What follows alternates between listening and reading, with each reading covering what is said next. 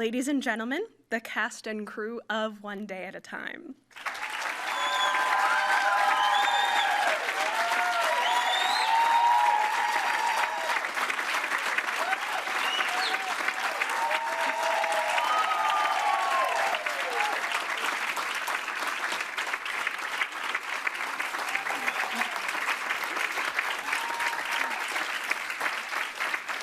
We have Brent Miller, executive producer. Marcel Ruiz plays Alex. Isabella Gomez. Yeah, that's on me. Isabella Gomez plays Elena. Rita Moreno.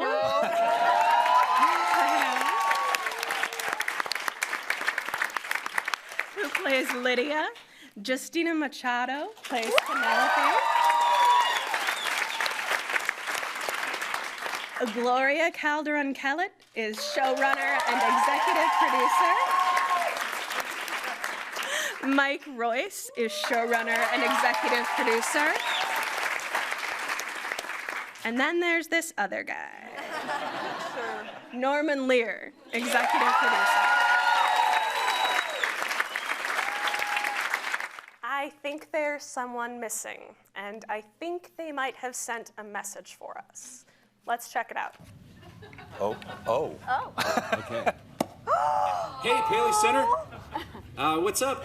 I'm sorry I can't be there tonight, but I'm not feeling very well. Yeah,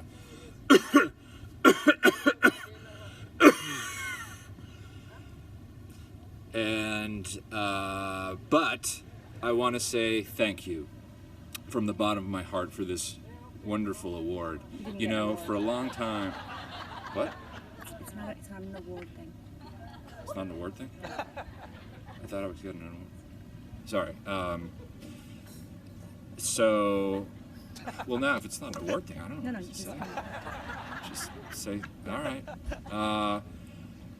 Well, I just want to say I wish I was there for this party thing that we're doing that doesn't have awards for whatever reason for me, but I'm sick, so I'd be there if I could. But I want to say thank you. I'm going to wrap it up. Thank you. I love you, Norman and Gloria and Mike and all. Is everybody sitting on I'm on a big screen, right? So they're all. Hey guys. I'm imagining they're down below. So yeah, anyway, love you all, and I'll be there next year. If I'm not sick. Oh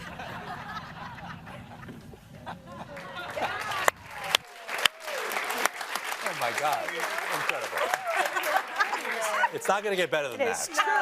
It's truly a tragedy that Todd could not be with us tonight. I have it on good authority. He's on his honeymoon. Yes. So that's the only reason he would miss hanging out with you. I am sure of it. Or he's sick. Honeymoon made him sick? I don't know. Norman, how do you honeymoon? I'm still on a honeymoon. Oh. And he's here. Life is a honeymoon. That's true. That's so true. Norman, tell me why, of all of the shows in your esteemed history, why One Day at a Time and why now? Because it's the only show that Brent Miller asked me. How about a Latina version of One Day at a Time? Oh, dang. Okay, hold that thought. Hold that thought. There he is at the other. Brent. Yeah. Of all of the shows in esteemed history, excuse me, why One Day at a Time and why now? Well, I think for one, as probably all of us can attest to, is there was no representation of an authentic Latino family on television. And I think there's clearly a need for it, and we talked about that. And Norman, this is not new for Norman, by the way. Years ago, he did a show called AKA Pablo. I don't know if you remember. Thank you. And for whatever reason, that didn't go, or maybe he was, as usual, always way ahead of everybody else. But this time it's worked, and I think it was a blessing to have this cast and our showrunners and everybody else, it was like the perfect fit. Right.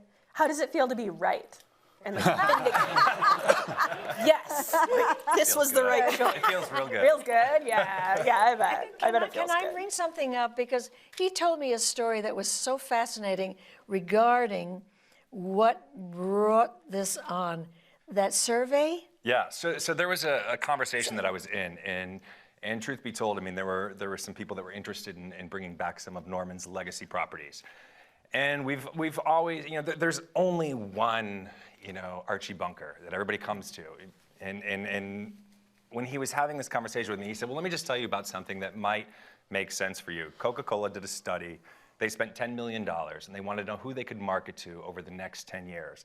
And what the results that came back were single Latina women with kids. I was like, holy shit. Oh, am I allowed to say?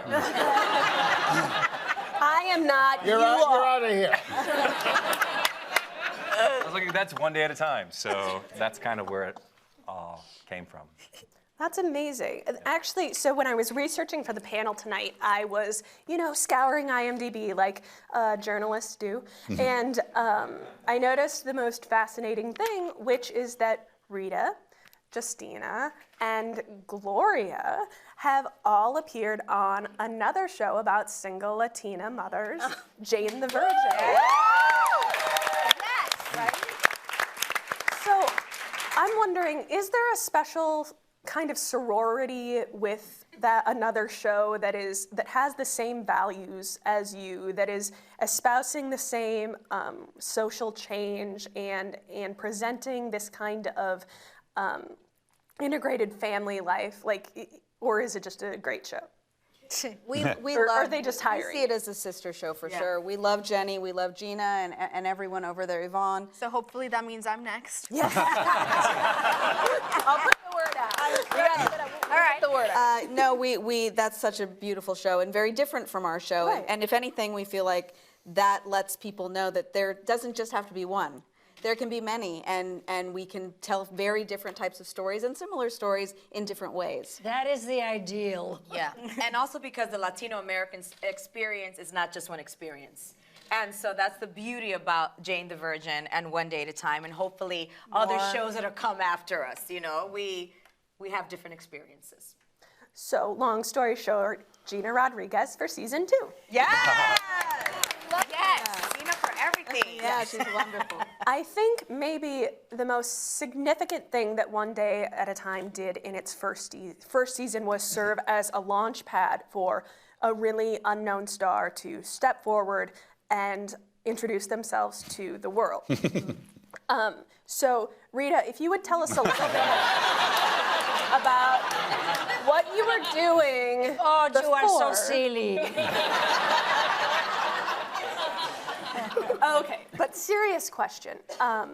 This is a big commitment to make to a single show. You've been on many shows. You've been on Jane the Virgin. You've been on lots of shows, but this show you committed to being on full time.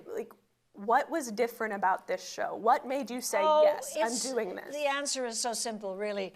I ran into Norman at a political fundraising dinner. What else is new? Don't tell it all. No. You can tell it all. She can tell. But I want her to be very careful. She's pregnant.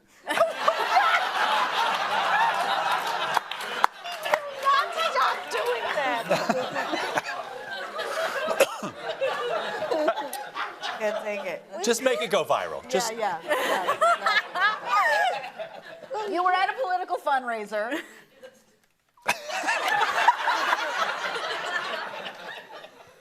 Okay.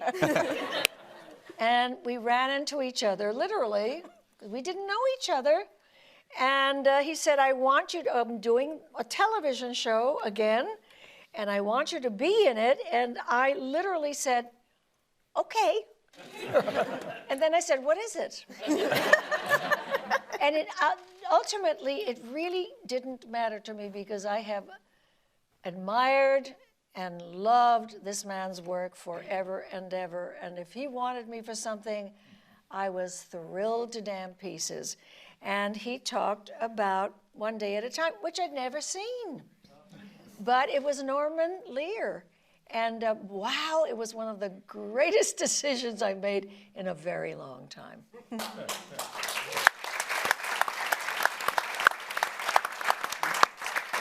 And Norman Lear had two people who really did the show. Gloria Calderon-Collette and Mike Royce. Yeah. And Gloria herself happens to be Cuban-American. And, What? No one? and the family they've created here is very much like her own. And I know that because they come to every single... That's true. That's true. That's Telling true. tales on your family, Gloria. No, they're a huge part of my life, and all my life I've been, you know, when people ask about my mother, I say, well, picture Rita Moreno, because my mom's little, very little, but quite a powerful woman, and so many of the stories with these two are. The hair is the same color Yes. and the same style. Yes. Oh my gosh. Right. And her mother and father attend every single episode shoot. Oh. Everyone. They're always there. Yeah. So have you thought about relocating? I kid. Gloria, how do you walk that line when you are drawing from those personal experiences? How do you discern what will work best in fiction and what is better staying in reality? That's interesting. I mean, we have, you know, our writers are here tonight, and we have to give them a shout out. Are they here? Yeah, they Oh, are. stand up! Whoever... Yeah. Whoever's not drunk, stand up. Yeah.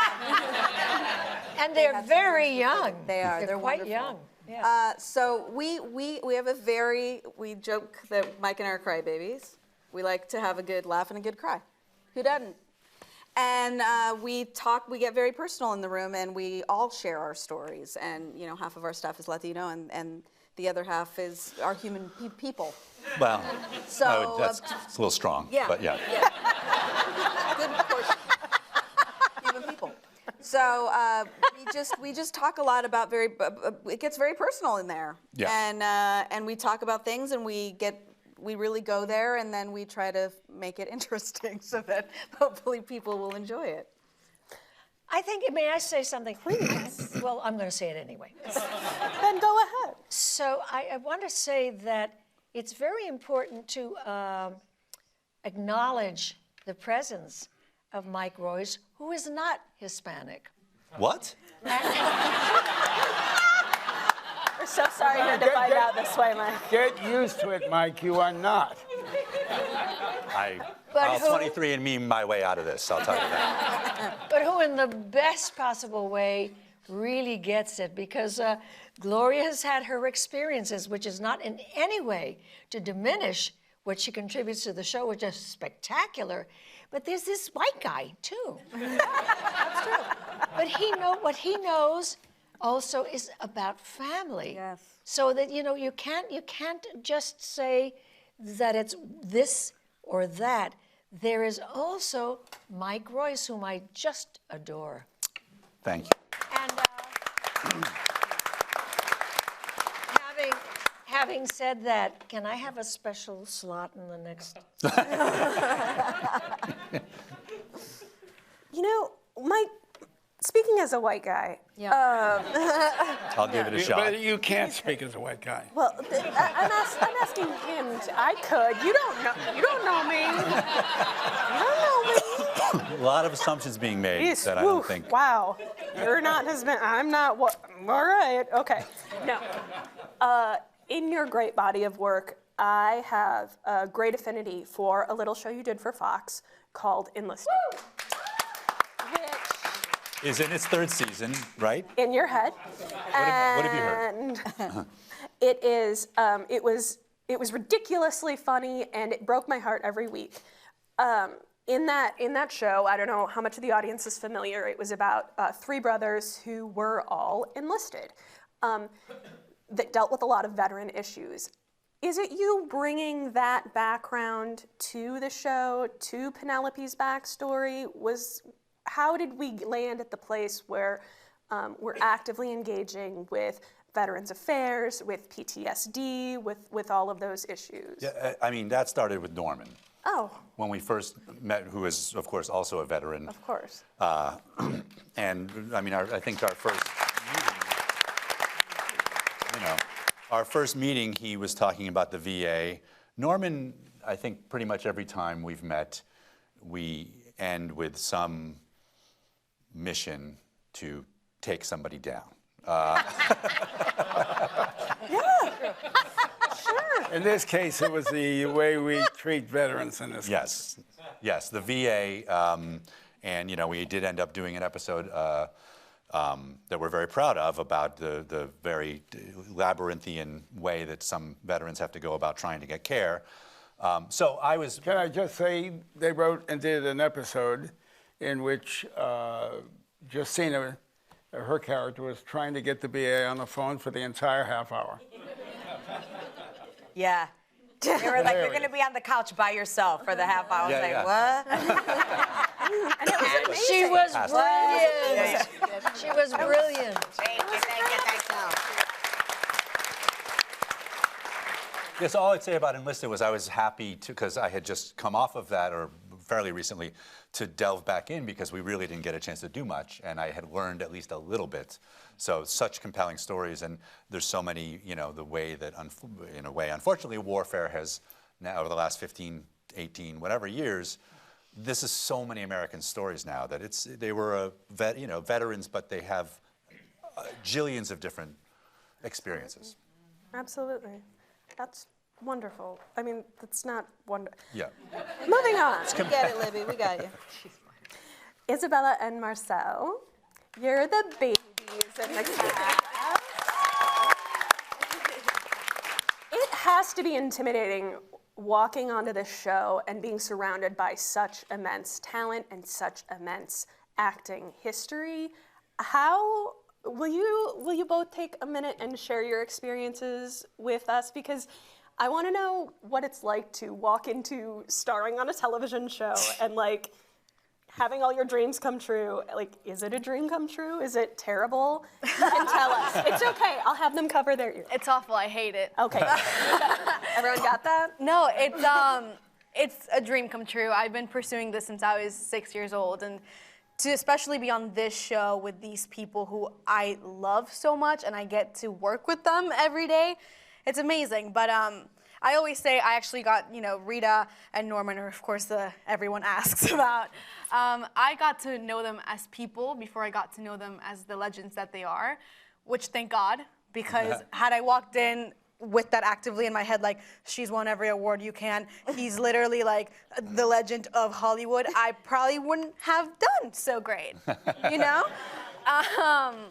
But they're just so, people know them as legends, but they're the best people ever. They're so caring and nurturing, and for Norman to trust me with this, and Rita, I always say that she was my mentor, and I made her be my mentor. I'd be like, Rita, sit down. How do I say this line? And so it's been amazing, and Justina, I call her mom. Gloria, I call her Tia. This is my family, and I'm so lucky to be working with such powerhouses because it's taught me so much. A dream come true. What about you? That was a lot, didn't it? Well, I'm not too experienced. I was very nervous at first. I didn't know what to expect, but they are so nice. Rita, she treats me like she's my real grandma. I love little boys.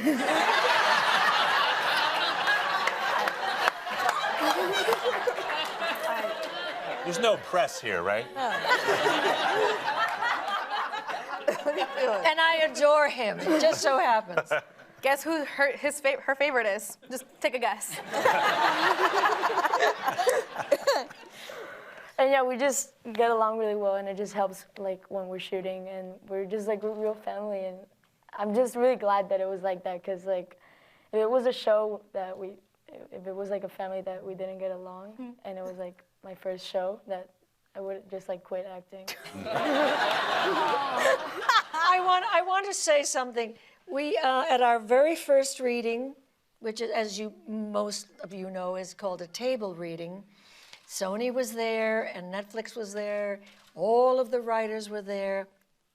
And then there were us, most of whom did not know each other. I didn't know anybody. She claims that I was in a couple of shows with her. I don't remember. By the way, we have proof. It's called Ugly Betty, and welcome to the family.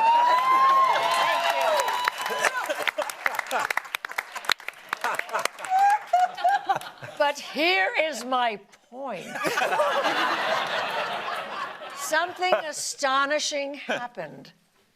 People who had never worked together. Let's just leave it at that, okay? And it had its effect on everybody. The chemistry was almost creepy. The chemistry was astonishing. It's as though we had been a family for ever and ever. And I remember so specifically that the Netflix people and the Sony people, Norman, the writers were all saying, wow, how did that happen?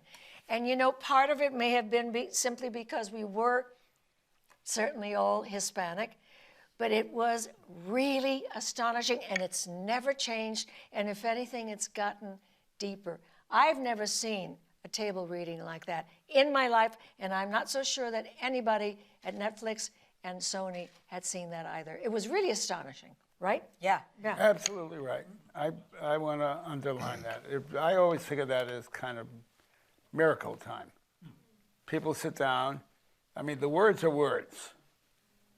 I mean, they don't exist in terms of a person. They're just words on paper. And then somebody comes in and inhabits the character, and suddenly, and everybody came through with that. It was just astonishing.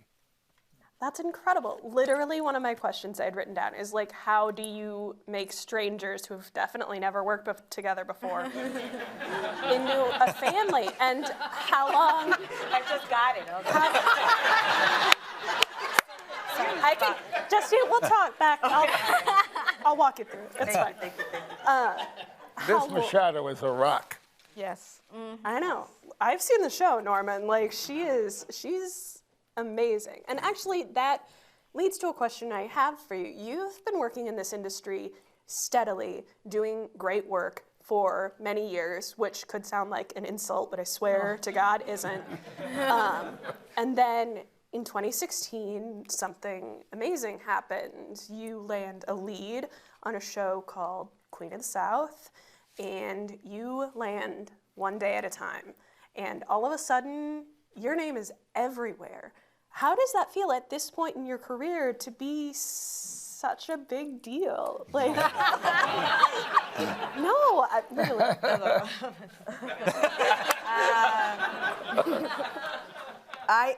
If someone would have told me when I moved to LA in 1995 that it would take this long, I would have gone back to Chicago. I would have been like, what's the next plane to Chicago? But I've been very blessed. I've been, I've had it's been a nice run, right? It's been nice, but this is definitely the greatest thing that ever happened to me. And I have to say, Queen of the South, they let me go to be able to do this. So we have to give Dana Walden, everybody at Fox, like the greatest hand over there. Because that doesn't happen in Hollywood, where they let you go. I mean, I got this opportunity, and they saw that I had the opportunity to be the lead of a show, and they graciously killed me off the show. That's so heartwarming. Great luck. But it feels great.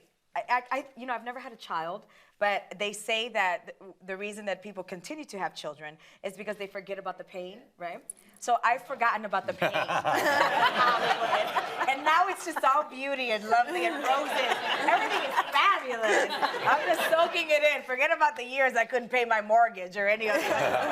It's all good. I feel really blessed. I feel honored. And to be in the company of these people is just like, come on. I mean, I grew up on Good Times. I grew up on I didn't grow up on it. I saw the reruns. You know what I mean?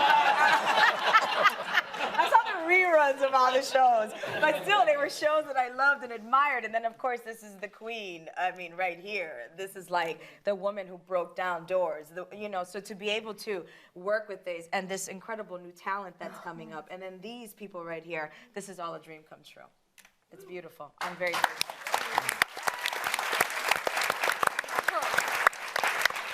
And may I say,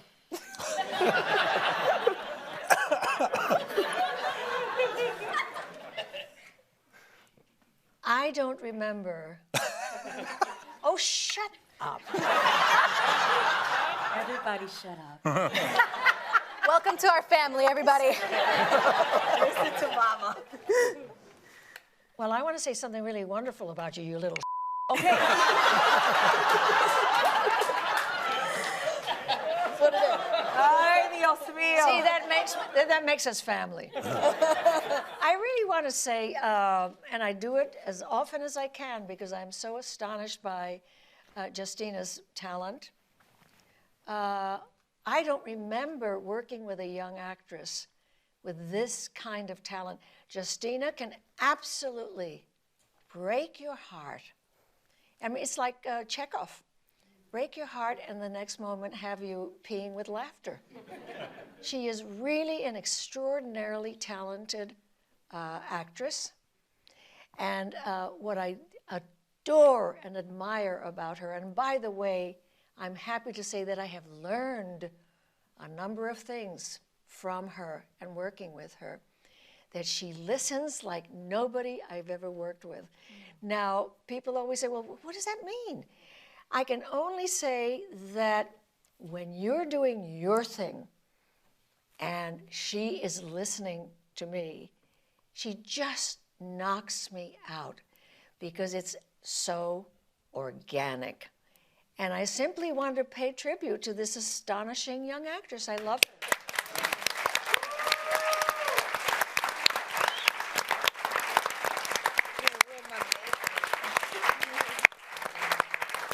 But she is a little sometimes. Where did I learn it from?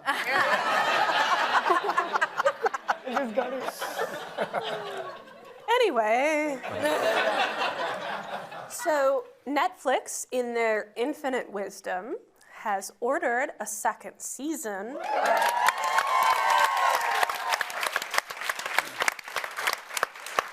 But I realize it may be a little early to discuss things like that. Do you have a rough idea of where we're headed in season 2? Yes. Can you give us some We know everything. Yep, we know everything. Oh, yeah. Is it written? It's on the can. We're headed to season 3. We do. All right. That's true. That's great. True. That's great. All right. That question.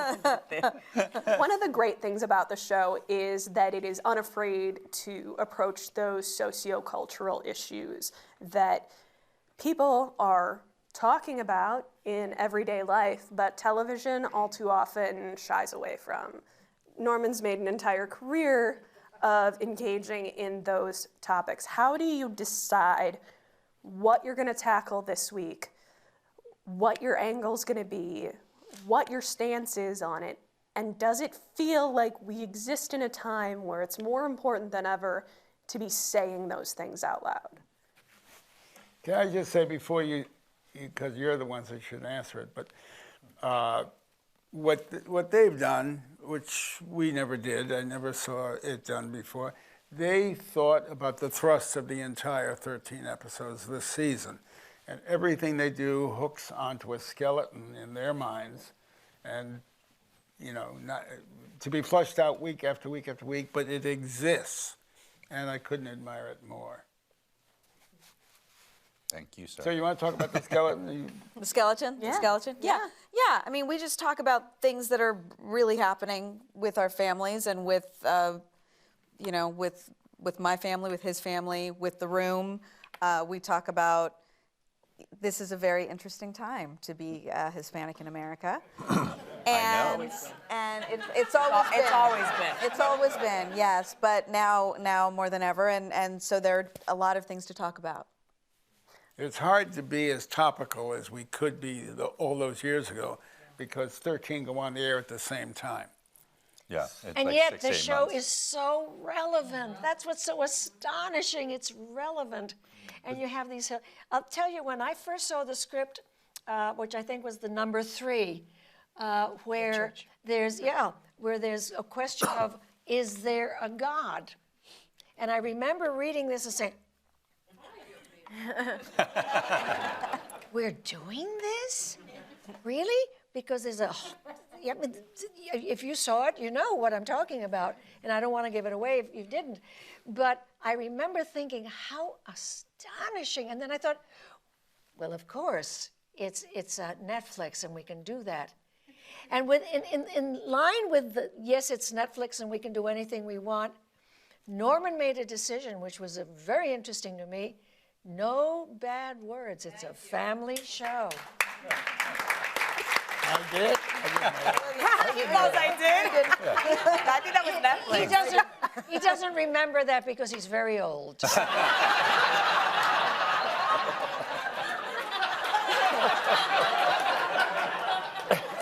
I'm a little less old, so I remember that. No, but I thought that was astonishing because I thought, oh, great, we can say and all kinds of stuff. Yeah. We had a bad word and we took it out. Yeah, We did. And Norman actually wanted to keep it. I think that was Netflix. Yeah. But it was a good Yeah. decision because we do want families to watch. And That's right. If, one word is going to say, But also, my character, Lydia, my accent is from my mama. And she used to say things like changing the Right. So there's the challenge. That's right. That's how we sneak it in. That's right. Apparently, Norman did not say that we couldn't swear on the panel.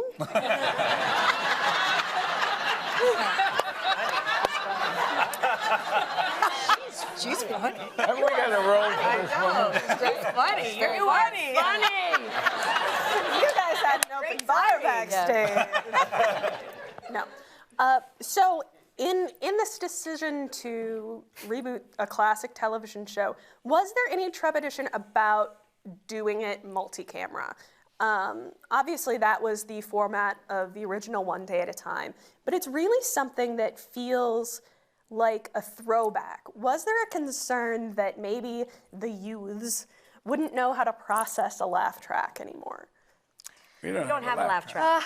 Then I don't know what I'm talking about. We're in front of a live audience every Tuesday. There is no laugh track. That you were right to correct me because that is legitimately completely different. Yeah. Because it's laugh tracks are overjuiced and weird and forced, and excuse me. No. The question stands about was there a discussion about not making a multi-camera, or was We it always just wanted to make it a multicam. I think that we really wanted to honor what Norman did so beautifully, and continues to do. And also, we felt like these were like plays. Really, it's sort of a proscenium, and we're mostly in the apartment, and the scenes are very long. And the #1 show in America is still, Big Bang. It's still a multicam. So we really always knew we were going to keep it multicam. It seemed like the right fit for telling this story. It's such an emotional medium, and I mean, not that you can make emotional television out of any format, but the way that Norman did it and the way that we envisioned it, just the moment we were talking about it, was. It is a play, and when you talk about it, you're like talking about what are they feeling, and what are they going to say, and it's all dialogue. So it's a really interesting and it's character driven. Yeah. There's not like, oh, we're going to cut to him over here, and then we film a montage where they're on their way to the airport or whatever. Not that we would shoot a hacking multicam or a single cam if it was single cam, but it's like this way that you have of like inhabiting when you're writing it. All their emotional states, and then they play the hell out of it. It's so satisfying to watch. And like theater, the actors react so viscerally and organically to the audience. It's a great experience. It's scary. Yes. I get very nervous because I'm 85 and I'm trying to remember words. But it's that kind of excitement that it's really, and the audience just turns us on, Yes, right? yeah, they That feed us. first laugh is always fabulous. And Come, makes all the come difference see us. now. Join the audience. Yes, come see us. That's an open invite to all of you. Norman Lee. Patricia Palmer, are you here? Yes. Who do they call for tickets? What did you say, Patricia? Audiences are limited, correct? Yeah. Yes. It's on Twitter. By the way, we should say that Patricia Palmer, who you raise your hand again, was also a producer. Not only is she our producer on this show, but she was our producer 40 years ago on the original. Yes.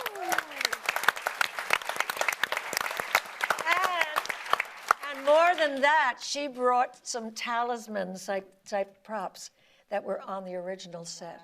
Yeah. That sit on our set now from the original show. Have you all seen the original? At least sampling it. Do you feel an intense kinship with it, or is it something that is like a touchstone, like you just always want to be connected to? It's as different as the two Schneiders. Yeah, exactly. 180 degrees. Yeah. So is the show. Right. It's just the name. It just happens to be a mother with two children, but we've learned in America there are lots of mothers with two children. I hope that the becomes word on like the an street. expression that people use, though. It's as different as the two Schneiders. Get that out there. Let's get that out there. That really was good. Good. That's great. We'll hashtag it. It'll be. You're gonna go viral, Mike. It's big news. No, I suspect that with this audience, they might have questions for you. Do you think we should maybe open it up to them? Yes, let's do it. Don't let the writers.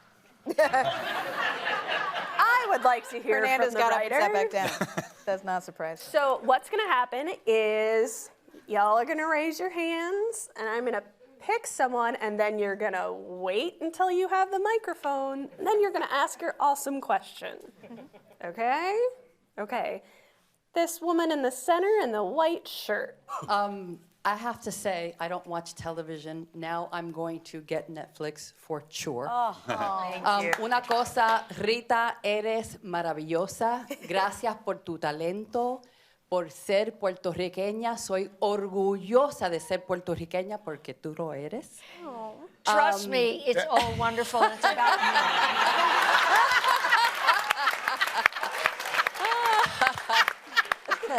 There's so much to say, and there's so many people here. Norman, gracias for bringing it back. I've never watched the original, but I'm Puerto Riqueña. I'm very proud of who I am as a Latina. And there's so many things in your show. I'm one of 7 children. My sister came out when she was 13, and she's 56 now. My father was 20 years older than my mom, so it was a disgrace. It was disgusting, but Mama was always there. The word in English, you depict, depict the Latino family so beautifully, with so much pride, so much. We are such beautiful people. It doesn't matter si eres cubana. My baby's father, let me say, el padre de mi hijo, hijo de puta, is cubano. But you know what? So it's okay. You know what? It's okay. I say whatever the hell I want at 63. Lydia lives. And this show, I will blast it because it makes me feel proud to be Latina. And it doesn't matter if we're Cubanos, Puerto Ricanos, Dominicanos, Nicaragüenses. It doesn't matter, Latinos or Latinos. And we are one united. Gracias, everybody on the panel.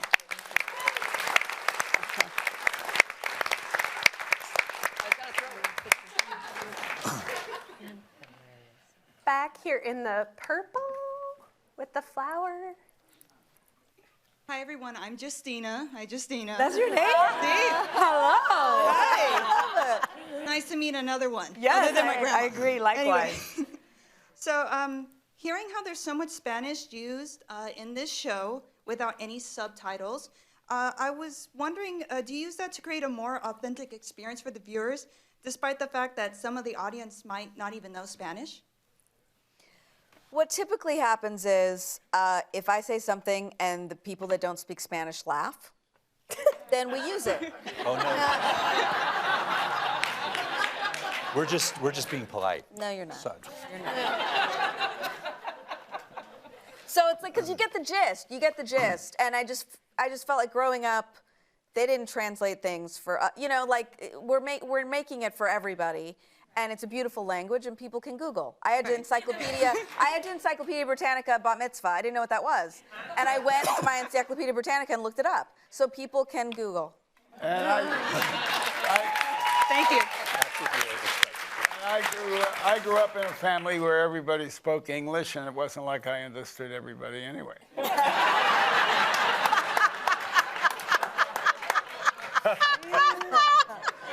That's an excellent. But you know, let me say that I think the writers, because this is a really very delicate balance that has to be managed, and I think that our show has really done that in a terrifically balanced way. Because if we do that, we do a thing or two in Spanish, it's over. No, what? I'll go back. But what I'm saying is, it's a really difficult thing to find a balance for, and I think, oh, stop it. We're not Latina, right? But I think we've done that beautifully. I really do.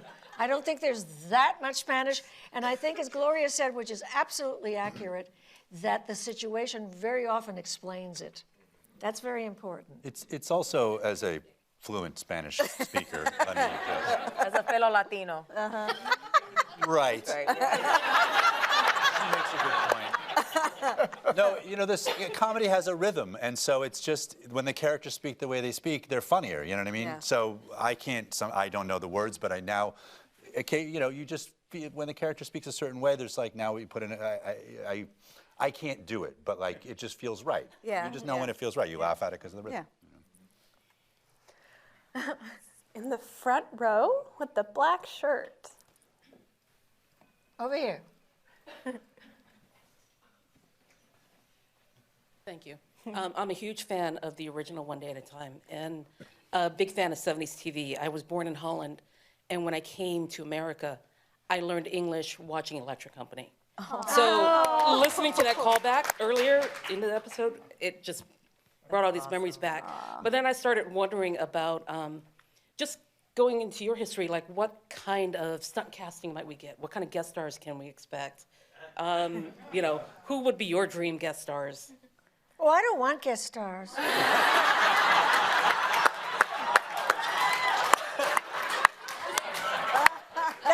That's just an opinion, and I'll tell you why I say that. There are some fabulous, fabulous Hispanic actors, and we've had one of them already, Tony. Yes. Right, but this is really a real family show.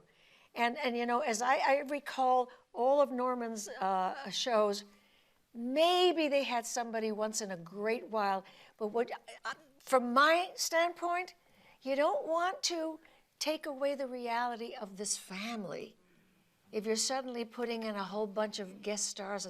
That's just an opinion. Yeah. I hope you're listening. Yeah. I think that the family is very important. Next year, but we don't and I know don't who want they to. are. We're hoping to get Rita Moreno.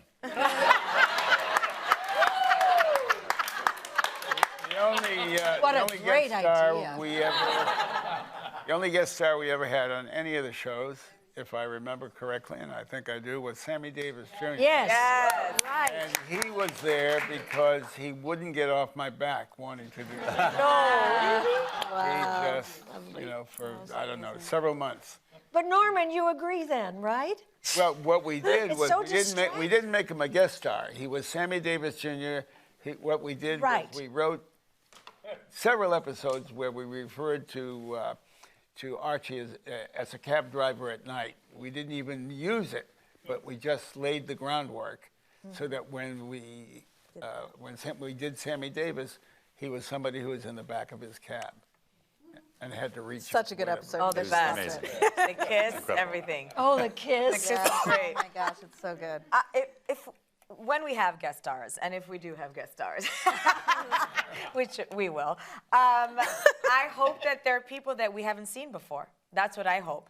I mean, there are a lot of people that I could say a list of wonderful actors that we know, but I'd like to be a show that helps discover great Latino talent. Yes. And so that's what we'd like to do.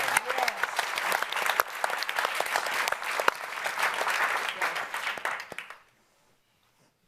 Okay. Wow, In great. the back, in the black shirt. Far in the back, that's where the writers are. The young man. Okay, and the gentleman. I mean, I don't know, gentle. But don't know. anyway. Thank you. I'll take it. First of all, I want to say thank you to all of you. My wife and I are both first generation. She's first generation Filipino American. I'm first generation Cuban American. We're both roughly Justina's age, so we're 25. Yes! I got here as a fetus. Yes. Justina, big fans of your work. Thank you. Mr. Lear, Yes, sir. I have to, it's an honor for me to be so close to you because I am, on my mom's side, the first person born in this country. My parents left Cuba like millions of others.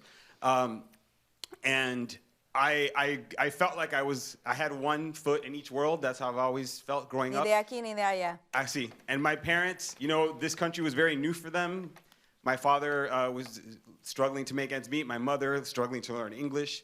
And what shaped my perception of what this place was that I was born into that was new to them was Good Times, was On the Family, was the Jeffersons. So you defined my perception of America. and I think for me, as a child growing, I thought America was this amazing, magical place with all kinds of different people that welcomed us. And that's what America means to me. And I owe that to you. And I think so many people out there, when our parents were too busy working, your shows are what raised us, really. And thank you. And at the same time, two of my greatest teachers were Miss Rita Moreno and Mr. Morgan Freeman. Wow. And it was amazing to me because I turned on the TV and there you were, Miss Moreno, and you looked like my mom and you reminded me of my mom. And when my mom was— Is she pretty? She's gorgeous. You are both gorgeous. And when she was— He said she's gorgeous. Yes. When she was working, you know, we were watching the electric company. And also, she's not here, obviously, but Sonia Manzano on Sesame Street. Those were my two, right. the two that really made an impact on me. And I would like to ask you, Ms. Moreno, I'm not going to ramble on, I promise, but thank you as well. No, I love your rambling. We went to see you at Chapman University about a month ago. Oh yeah. Yes, and that was and that was a beautiful evening. And I wanted to ask you this question then, and I even want to ask it more now. You talked about when you were first starting out, and your beautiful story of how you came to the United States, and how for a young Latina back then it was frustrating. The roles that were available to you were frustrating. So I'm curious to hear, what would the young Rita Moreno who came back then to start her career, what would she say about this opportunity and this show right now? Oh my goodness, I'm absolutely honored and I feel privileged to be a part of this particular show. I just feel, listen, I'm 85, so I feel so astonishingly fortunate that my life has turned into this, and you know, this is the third act of my life, whatever that means. It means it's all a fabulous. Shakespearean play, and there were 6 acts.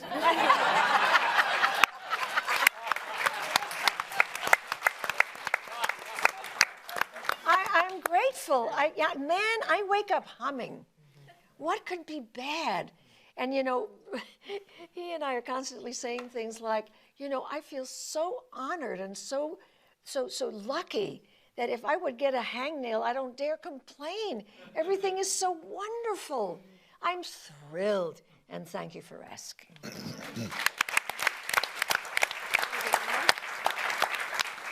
We have time for one more question. So who wants it most? Couple more. Yeah. Young person. Each of us will pick somebody. Okay, each of us will pick someone. Apparently, each of us William are Paley picking. just said it's okay to keep going. Let's start with this young lady in the front row. Yeah. Yay. She's young. Yes, let's give her the mic. Hi, my name is Sophia. I saw Isabella, Justina, and Gloria in San Diego, and it like really inspired me. I loved the words you guys said to me, and the show touched briefly on sisterhood, and sisterhood is like really important to me. I love friendship, and Elena on the show had a Carmen, who everyone thought was her romantic love interest, but no, it was just a friend, and a friend is just sometimes all you guys need. So speaking of sisterhood and Carmen, is there a chance that Ariella might come back? I know she's working on Marvel right now, but is there a possibility that she might come back? Yeah, hope Yeah. so. Yeah, we love her. We love her. We love her. Yes. And we're so happy for her. She's on Runaways. Which is amazing. So, yeah. Did you see the little like leaked Yes, preview? amazing, Incredible, amazing. guys. It's gonna be great. Yeah. But I do hope she gets to come back. Yeah. We hope. Okay, you want to pick somebody? Oh. Yeah. I have ceded control of the panel. I really do appreciate that. She's hilarious. I mean, it's like the best. Almost 40 years ago, Norman Lear had an episode on All in the Family called Cousin Liz, which was a lot of our first time getting to see a lesbian character even mentioned on television. And now we get to see a character who goes through the process of coming out in a way that I desperately needed as a child and wish that I could have seen. It would have made my life much easier. And being able to watch this show now, my friend and I run a website where we record every single queer female character on television. And there are not enough as we think there should be. There are less than 5, I think, that we decided matched up with each of us. And even then, most of them die. So seeing a show where we know that's not going to happen, thank God. Right? Hopefully. Right? You're good.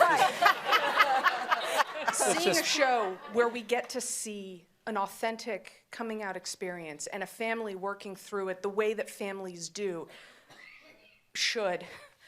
Yes. My father went through a process much like Penelope did, that he didn't know how to deal with it for about 10 seconds. And then he turned around and he said, I love you, and that was it. So thank you for showing us what we needed to see then and what we need to see now, especially now. Thank you. Thank you. This is all them. This is them right here.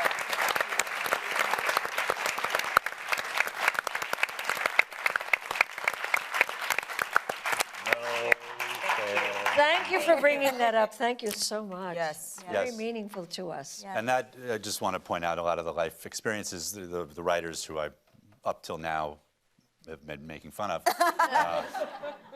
A lot of that came from them and, you know, some real experiences, and we're very proud of that storyline.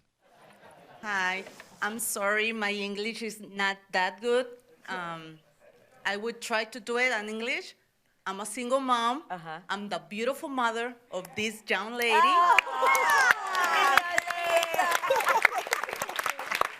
And I just want to say thank you because of you guys.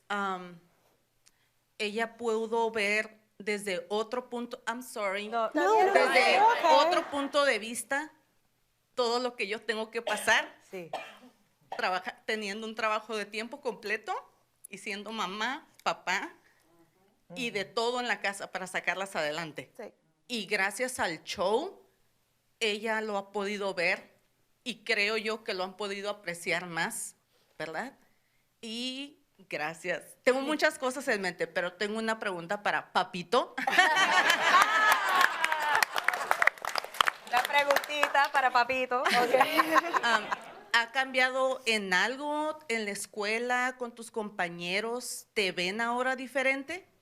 Oh, she's asking if his the kids Yeah, in school sorry. see him differently now. No, no, no. No, no. Should I answer in English or in Spanish? I love it. I can understand English, love but it. my speaking is like. Yeah, it's changed, like, cause I wasn't in school for a while, and it was, I missed all my friends. But yeah, when I came back, they all watched the show, and it was just like really amazing. All people that I didn't even know in school would just come up to me and be like, "Oh, when's season 2 coming out?" So yeah, it's pretty cool. Yeah. So cute. Gracias. Gracias. Muchas gracias. That makes us feel amazing. Yes. You have no idea. Gracias. Could you all repeat that in Yiddish?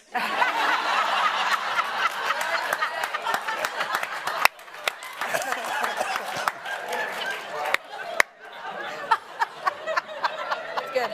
Good. I can. He never lets us forget. Oh my God. Comedy hour. Okay. Are we done? Oh, West Side Story album, I see it. Yes, I'll sign it. I will sign it, yes. My name is Victoria. I'm actually a budding TV director. I'm Puerto Rican. I'm here with my girlfriend. She's Cuban. She was born and raised in Cuba, and so we have a lot in common with this show. I mean, I gulped it down in like one day, and I cried, laughed. I had my whole life. You guys are amazing. I appreciate putting yourself on the screen, and I wanted to ask Rita, you're a national treasure, but I never really saw you as a comedic actress, and really, I mean, at the magnitude that you are, I mean, like Lucy, I'm funny. You are.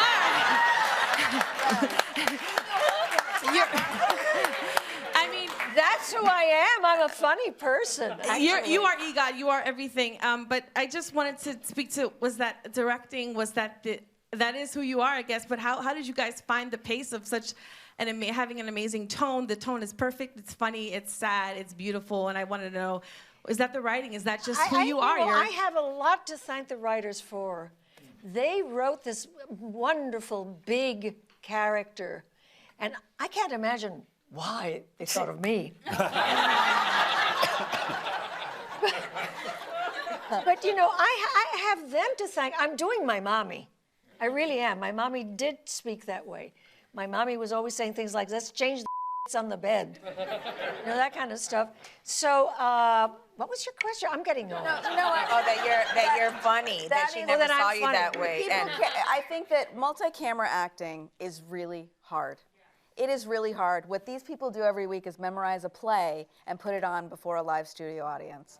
It's not every week. Like, we shoot Tuesday, Wednesday morning is the table read for the next episode. And the play is changing every day. And the play is changing every day. And then we're such jerks. We give them lines sometimes during the show to redo. It is very difficult to do what they do. And the timing and the sound. I mean, this is really, it's such a privilege for us. Yes, we're very happy with the writing. Thank you. But people can't do what these people can do. They really can't. They can't. And so it really speaks to the quality of these incredible actors that we have, and we're so lucky to have them.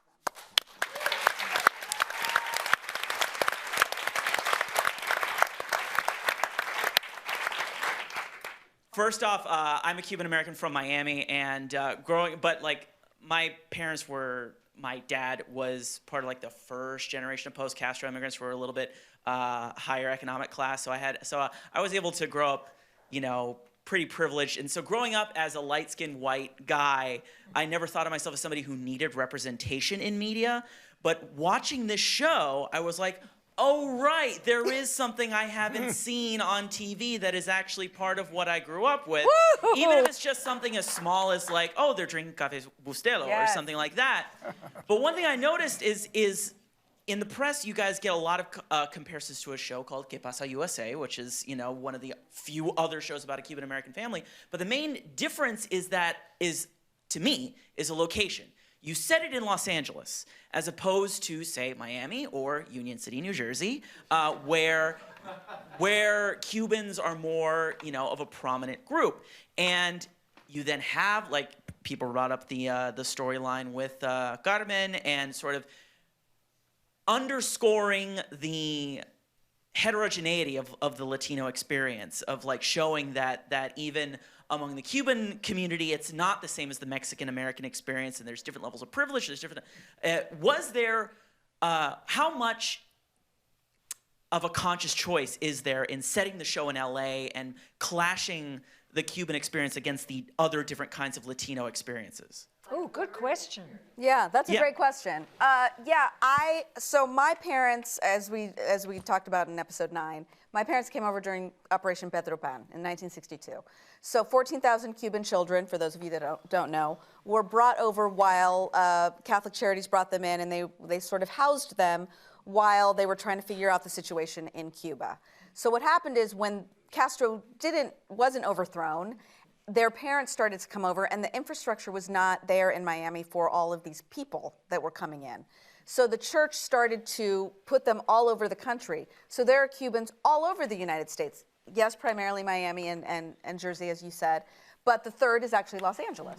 And Tony Plana actually went straight to Los Angeles from Havana, and my family came to the West Coast.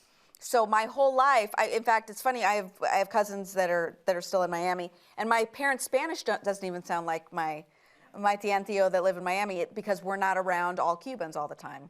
And as a result of that too, you know, my mom always would make a joke like, I didn't know we were brown until we lived in California, right?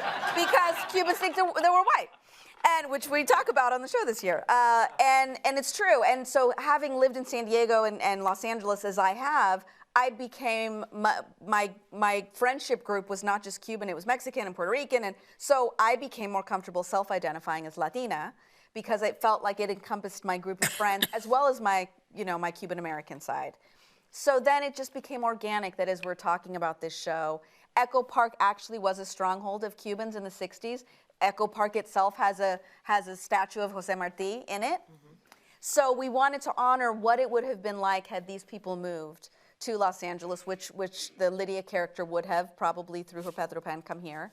And we did our research about that in the area. And, you know, the Portos family obviously is here, and a bunch of other wonderful Cuban families. And that's just where it came from. Since we live here, since I live here, since my parents live a mile away from me here, it seemed like we could do that and also tie in all of the other experiences that, you know, things that we talk about. Like Norman, when he was talking, he said, oh, it'd be great for Lydia to be deported. And I said, Norman, Cubans can't be deported. Yeah. You're stuck with us, you know? And people don't know that. People don't know that. So we had an opportunity to talk about the differences and to talk about, you know, to talk about that and to relate to one another, because, you know, I've done the 23andMe. We've done our 23andMe, and it's almost identical. Yeah, I know. So, you know, it's... that's one of I'm Puerto Rican, and she's Cuban. That's right. But that's one of my favorite episodes. That's a killer. Because I'm talking about your family and your mama. Yeah. And I remember that both of you at one point came to me on different occasions while I was doing that monologue about moving and the Pedro Pan and all that. And you both, in different words, said to me, I think you're peaking too soon, emotionally. And I said, you know, it's really hard to do this dialogue without being just deeply moved. And the line that always got to me every time I had to say it was that my mama put two dresses together. I mean, even now, that makes me very emotional. That just killed me. That was a hard scene for me to do, mostly because I was Rita hearing the story. I wasn't being Lydia. And it was a tough, tough scene for me. It was beautiful. It was beautiful. You did a beautiful job.